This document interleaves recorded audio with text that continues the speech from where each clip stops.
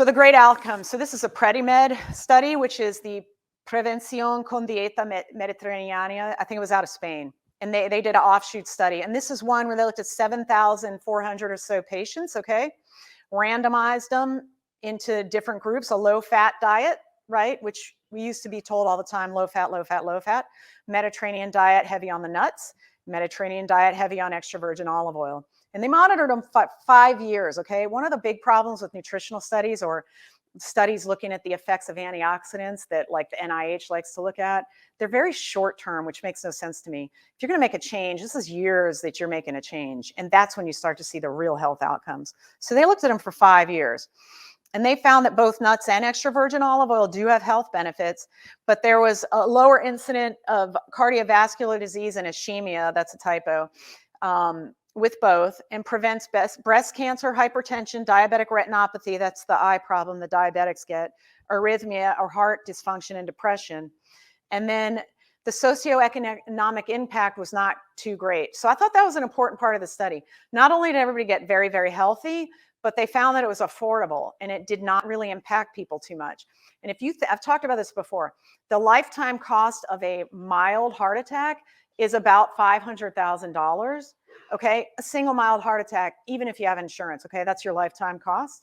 So if it's a more major or severe heart attack, $750,000, okay, all in.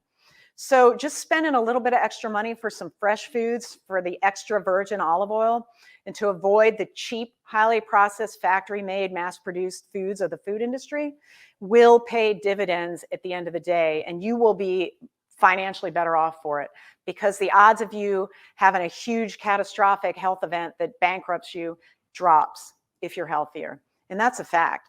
And a lot of people might dispute it, and I'm certain the pharmaceutical industry does not want to hear that, but if you're healthier, the odds of having a financially devastating health event drop. I'm not saying it never happens. Anything can happen to anybody, but the risk goes down considerably. So your oxidized low density lipoprotein drops, that's the LDL. Remember how everybody's always looking at your HDL LDL ratio? So the real problem with LDL is it gets oxidized and that turns into the atherosclerotic plaques, okay? That then you have a coronary and you have a heart attack. So the risk of that dropped in this group of 7,400 people, 72% lower risk of heart disease. Think about that. All of their inflammatory markers, so the serum levels that I check on my patients, all dropped.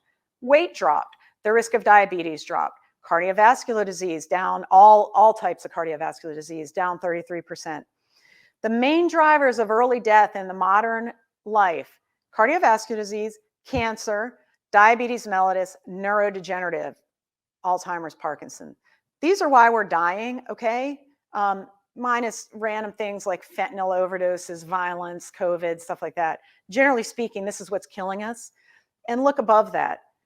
Easily managed just by eating a few more fruits and vegetables, cooking with extra virgin olive oil, throwing in a couple nuts. And then if you can't eat this diet perfectly, which most of us can't, you have to supplement. You got to supplement with your vitamins, you got to supplement with your omega-3, and you got to take a heavy amount of antioxidants. Just because our lives are just so, everything about modern life drives oxidative stress.